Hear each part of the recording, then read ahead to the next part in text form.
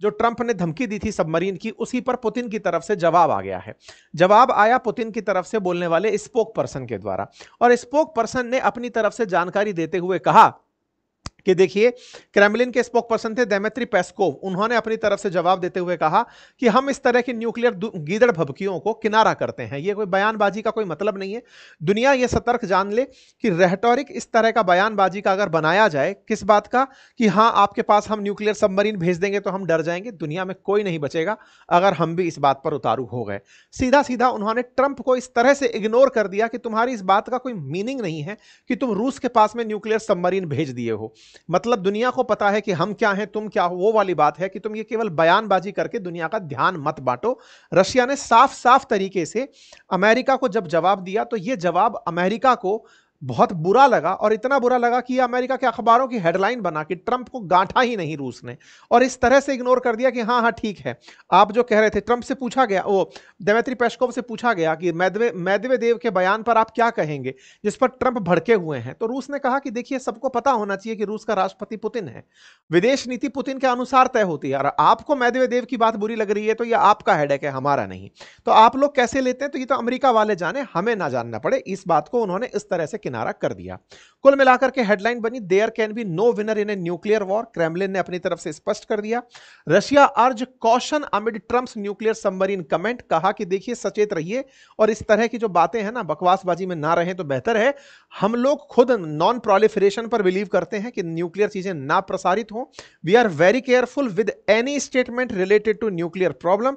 ये पेस्कोव ने साथ साथ कहा कि हम लोग पूरी तरह से इस बात को ध्यान में रख करके, ये वैसी बात है जैसे एनी टाइम पाकिस्तान भारत को कहता रहता है हम न्यूक्लियर कैपेबल स्टेट हैं, हम ये कर देंगे वो कर देंगे, तो भारत क्या कहता है कि बेटा हमने चूड़ियां थोड़ी पहन रखी हैं, या फिर हमारे परमाणु बम दिखाने के लिए थोड़ी हैं, वो भी कभी ना कभी तो यूज आएंगे। बिल्कुल वैसे ही रूस ने जिम्मेदारी पूर्वक अमेरिका को यह मैसेज दे दिया। अच्छा साहब, यही न्यूज अब बड़ी न्यूज बनकर आती है कि Kremlin teases more drag out talk claim Putin. लेकिन एक और खबर यहां निकलती है, और वो खबर यह है कि पुतिन तैयार हो गए हैं जेलेंस्की से वार्ता करने के लिए। हालांकि इस खबर की कोई सत्यता प्रमाणित नहीं होती, लेकिन असल में ये जेलेंस्की की कहानी क्या है मैं आपको वो बता देता हूं। आप सभी को यह ध्यान होगा कि यूक्रेन ने लगातार ट्रंप को, जब से ट्रंप को यूक्रेन ने अपना 50% स्टॉक बेच दिया कि आप हमारे यहां से मिनरल्स निकाल लो, तो जेलेंस्की ट्रंप को बार बार खौंचे जा रहे हैं कि सर आपने पैसा तो ले लिया हमसे, हमारे संसाधन ले लिए, अब युद्ध तो रुकवाओ, हम हर दिन मर रहे हैं, इसका क्या सॉल्यूशन है। तो ट्रंप ने पिछले महीने जुलाई के अराउंड 50 दिन का एक टाइम लिया था कि मैं 50 दिन के अंदर ये सब कुछ रुकवा दूंगा। 50 दिन का टाइम फिर से इसने कहा, जेलेंस्की ने कहा सर 50 दिन में तो ये आदमी छेद देगा, हमें फिर से मार रहा है और खूब सारे हमारे ऊपर गोले फेंक रहा है। तो ऐसे में फिर स्कॉटलैंड की यात्रा पर ट्रंप ने कहा कि मैं 10 से 12 दिन के अंदर ये सारे मामले को रुकवा दूंगा। असल में वो जो 12 दिन का टाइम है ना, वो 8 अगस्त को पूरा हो रहा है। 8 अगस्त को पूरा हो रहा है ट्रंप का कमिटमेंट। 7 अगस्त को भारत पर 25% टैरिफ लग रहा है। 8 अगस्त को ट्रंप की रूस को दी गई धमकी पूरी हो रही है कि उसके बाद फिर मैं देख लूंगा कि क्या करूंगा। सबको यह समझ में आने लग रहा है कि इसकी धमकी का मायना क्या है। मायना सिंपल है कि अगर मान लीजिए रूस नहीं मानता है तो भारत के ऊपर और सैंक्शन लाद दो। कितने सैंक्शन लाद दो? हो सकता है कि अभी 25% का टैरिफ है, भारतीय तेल कंपनियों को बैन कर दिया जाए। भारत के अंदर जो कंपनियां काम कर रही हैं वो हो सकता है अमेरिका में काम ना कर पाए। दूसरा, भारत के ऊपर और ज्यादा टैरिफ बढ़ा दिए जाएं। जितना भारत प्रेशर में जाएगा, भारत रूस से कहेगा कि भाई साहब आप ऐसा मत करो, हम आपसे तेल नहीं खरीद पाएंगे। जब भारत उसको कहेगा, वो स्वतः ही दबने को तैयार हो जाएगा। तो एक तरीके से ये इनडायरेक्टली हमें पीसने का प्रयास कर रहा है कि भाई हम दोनों की मान मनोबल में तो मान नहीं रही है बात, लेकिन भारत को मना लिया जाए। भारत दुनिया को हमेशा यह बताता आया है, और आज के सेशन में हम जब भारत का जवाब आपको बताएंगे तो आपको बहुत अच्छा लगेगा कि भारत ने कितना अल्टीमेट तरीके से अपना जवाब दिया है। वो आखिर में हमने आपके लिए बचा के रखा है। तो फिलहाल के लिए 8 अगस्त के पीछे की कहानी क्या है, तो ट्रंप के द्वारा कहा गया है कि मैं 8 अगस्त तक इसको मनवा के मानूंगा। तो उसके लिए तैयारियां जो भारत पर प्रयास चल रहे हैं, ये सब उसी के प्रयास हैं। अच्छा, क्या जेलेंस्की से मतलब समझौता करने के लिए पुतिन तैयार हो गए? तो देखिए क्या है कि मॉस्को के द्वारा, सॉरी, अमेरिका के द्वारा रूस में अपना एक प्रतिनिधि भेजा जा रहा है, विटकॉफ। और विटकॉफ की जो यात्रा है ना, वो असल मायने में मिलने के लिए है पुतिन से कि आप मिलकर आएं। ट्रंप उन्हें भेज रहे हैं कि उनसे कहिए कि वो जेलेंस्की के साथ कम से कम टेबल पर तो बैठें। पुतिन इस बात पर जिद करे हुए थे लंबे समय से कि मैं जेलेंस्की को राष्ट्रपति मानता ही नहीं हूं। टेक्निकली चुनाव पहले ही खत्म हो जाने चाहिए थे, अब तो ये जबरदस्ती सत्ता में बैठा हुआ है अमेरिका की चाहत पे। इसको हटाओ, इलेक्शन कराओ, जो नया आदमी आएगा मैं उससे बात करूंगा। न्यूज ये कही जा रही है कि पुतिन तैयार हो गए हैं जेलेंस्की से वार्ता करने के लिए।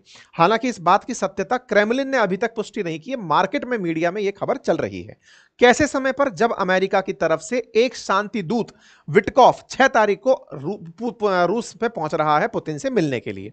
तो ऐसे में अब देखना होगा कि ये क्या होता है। तो लेकिन जब बात भारत की हो तो देखिए, रशिया अमेरिका के बीच में जो भी चल रहा हो, हमें अब क्यों मतलब बलि का बकरा बनाया जा रहा है, उसके पीछे की कहानी ऐसे है कि भारत ने कहा जा रहा है कि चाइना से भी ज्यादा तेल खरीद लिया है पिछले दिनों में, और इतना तेल खरीद लिया कि रूस के पास जो पैसा पहुंचा है वो पर्याप्त है यूक्रेन को खराब करने के लिए।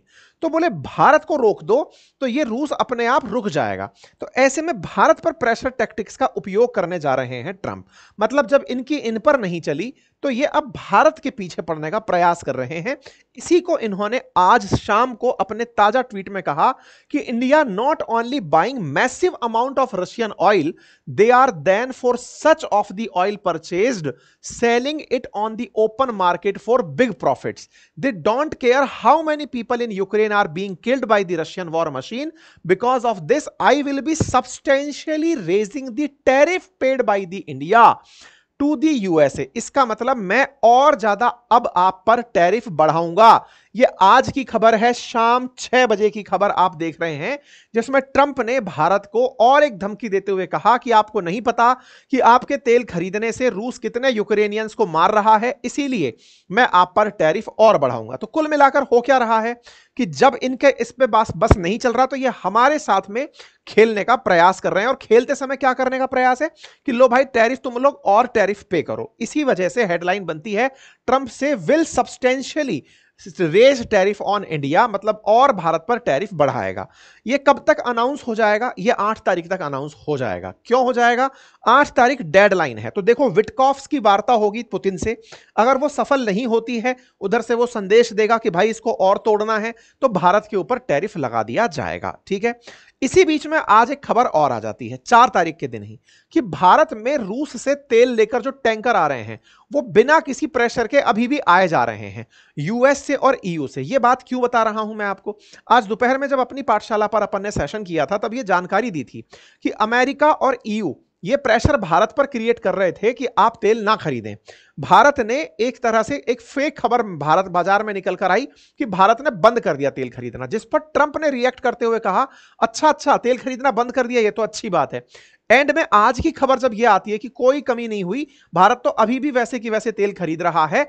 नई दिल्ली से, यानी कि भारत सरकार की तरफ से ऑयल सप्लायर्स को कोई भी संदेश नहीं दिया गया है, इसलिए कंपनियों ने तेल खरीदना बंद ही नहीं किया है, वो चले जा रहे हैं। कहां से खरीद रहे हैं? रूस से तेल खरीद करके भारत लेकर आ रहा है। तो क्या भारत ने अमेरिका की धमकियों को नजरअंदाज कर दिया है?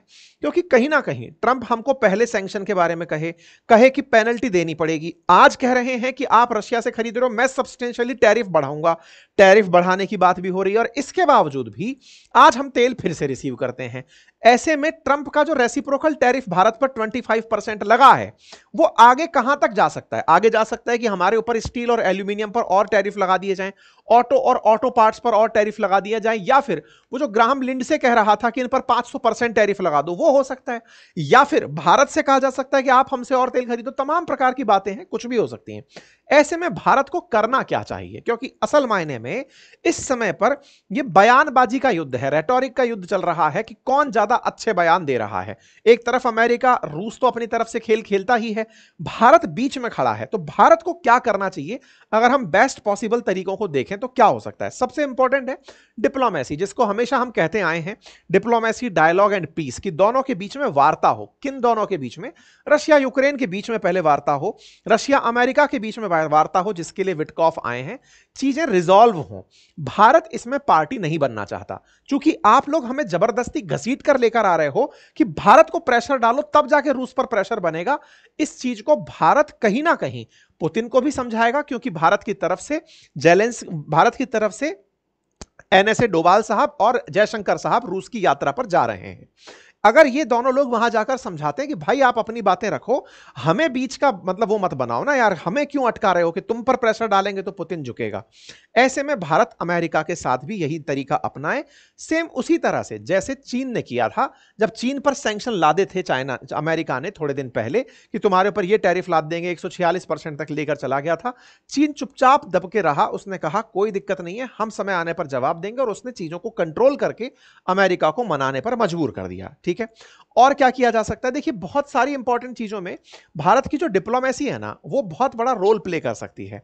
किस तरह से भारत वर्ल्ड के मंच पर यह बात समझाए कि हमारा तेल खरीदना केवल हमारी जरूरत नहीं, दुनिया की जरूरत है। अब दुनिया की जरूरत है, यह बात मैं आपको बताऊंगा अभी थोड़ी देर में, जब भारत ने अपना पूरा लेटर जारी करते हुए एक लाइन कही कि दुनिया वालों, केवल हम अपने लिए तेल नहीं खरीद रहे, हम आपके लिए तेल खरीद रहे हैं। वो कैसे?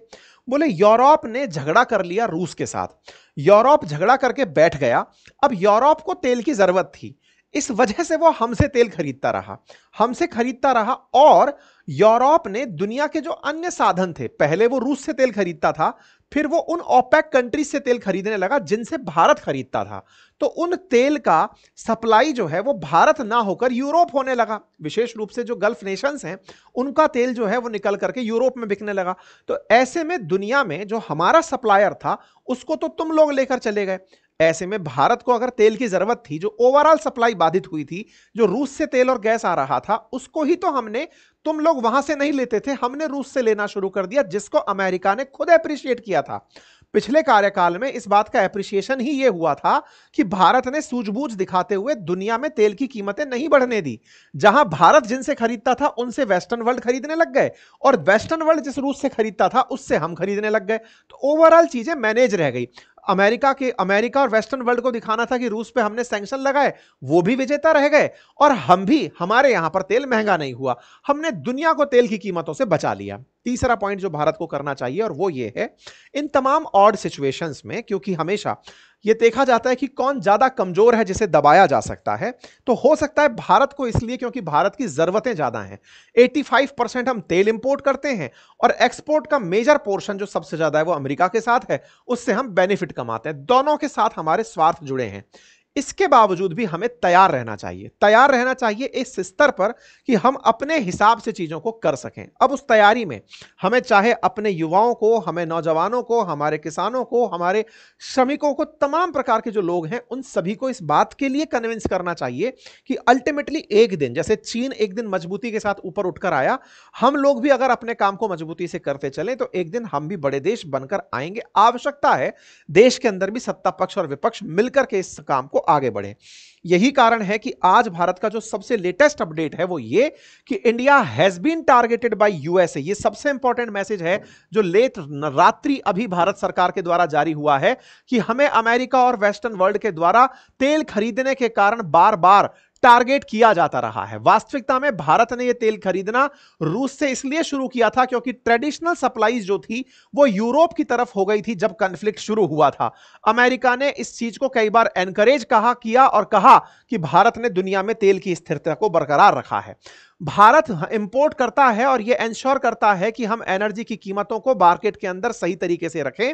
हमको कई बार मतलब इस बात के लिए क्रिटिसाइज किया गया उन लोगों के द्वारा जो खुद रूस के साथ व्यापार करते हैं, हमारी तरह नहीं जो हम अपनी जरूरत के लिए व्यापार कर रहे हों। यूरोपियन यूनियन ने 2024 में अपने द्विपक्षीय व्यापार में 67.5 बिलियन यूरो का व्यापार किया रूस के साथ में 2024 में। साथ ही साथ में हमारे 17.2 बिलियन यूरो का इन्होंने 2023 में व्यापार किया। इतना ही नहीं, इस तरह से इन लोगों ने व्यापार करते हुए अपने पुराने रिकॉर्ड भी तोड़ दिए। यूरोप और रूस लगातार एनर्जी सेक्टर ही नहीं अपितु fertiliser, mining product, chemical, iron, steel, इन सभी क्षेत्रों के अंदर व्यापार करते रहे। जहां तक बात हो अमेरिका की, इंटरेस्टिंग बात यह है कि भारत ने एक पब्लिक मैसेज डालते हुए, मिनिस्ट्री ऑफ एक्सटर्नल अफेयर की तरफ से मैसेज डालते हुए अमेरिका को आईना दिखाते हुए कहा है कि जहां तक बात हो अमेरिका की, अमेरिका ने खुद रूस से यूरेनियम हेक्साफ्लोराइड अपनी न्यूक्लियर इंडस्ट्री के लिए मंगाया, पैलेडियम मंगाया अपनी ईवी इंडस्ट्री के लिए, फर्टिलाइजर्स मंगाए अपने केमिकल्स के साथ। बोले खुद अमेरिका रूस के साथ व्यापार कर रहा है, हमें क्या शीशा दिखाता है। ऐसे में इस बैकग्राउंड के साथ टारगेट करना भारत को यह एक तरह से अन्यायपूर्ण है, अनजस्टिफाइड है और कोई तार्किकता नहीं रखता है। लाइक एनी मेजर इकोनॉमी, किसी बड़ी अर्थव्यवस्था की तरह, India will take all necessary measures to safeguard its national interest and economic security. हर बड़ी अर्थव्यवस्था की तरह हम भी अपने हितों की रक्षा करेंगे और अपनी तरह से राष्ट्रीय उद्देश्यों की पूर्ति करेंगे। यह संदेश भारत का एक बहुत ही निर्णायक संदेश है। भारत ने अभी तक अपनी बातों में ऑफिशियली इस तरह के पत्र जारी करके अमेरिका को आज तक टारगेट नहीं किया था, लेकिन आज टारगेट करते हुए कह दिया है कि अमेरिका वालों तुम खुद रशिया से सामान मंगाते रहे हो, यूरोप वालों तुम खुद रशिया से सामान मंगाते रहे हो, हमने तेल केवल तब मंगाया जब तुमने हमारे सप्लायर्स का तेल खुद ने मंगाना शुरू कर दिया था, क्योंकि तुम झगड़ा करके रशिया के साथ बैठ गए थे। केवल इन्हीं परिस्थितियों में हमने ये सब किया। तो ऐसे में भारत का यह संदेश एकदम कड़क है, स्पष्ट करता है कि दुनिया वालों तुम्हारी नजर में भले ही हम पिस रहे हो, लेकिन हम अपने राष्ट्रीय हितों की पूर्ति अवश्य करेंगे। फिलहाल के लिए इतना ही। जानकारी पसंद आई हो तो साथियों से अवश्य साझा करें। साथियों, एक जानकारी और है, जो राजस्थान के हमारे लिसनर्स हैं, अगर वो चाहते हैं कि राजस्थान की खबरों का विश्लेषण सुनना और समझना, तो हमारा एक चैनल है अंकित इंस्पायर्स राजस्थान, जिसका लिंक कमेंट बॉक्स में है। उस पर रेगुलर हम नए सेशंस अपलोड कर रहे हैं, आप जाकर उन्हें सुन सकते हैं, राजस्थान के खबरों का प्रॉपर विश्लेषण समझ सकते हैं। आज के टाइटल में राजस्थान के अंदर रेगिस्तान में जो जमीनों के साथ मामला गड़बड़ाया है, उस पर हमने एक सेशन किया है, आप जाकर उसे अवश्य देखें, लिंक कमेंट बॉक्स में पिन है।